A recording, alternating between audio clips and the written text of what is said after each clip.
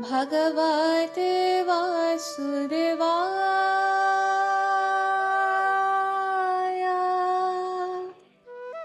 श्रीमद् भगवद गीता चतुर्थ अध्याय ज्ञान योग श्लोक नंबर 8।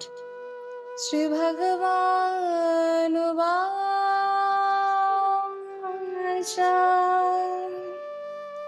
परित्राणाय साधूनां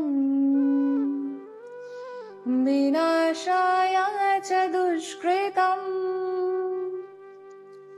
धर्म संस्थापनार्थाय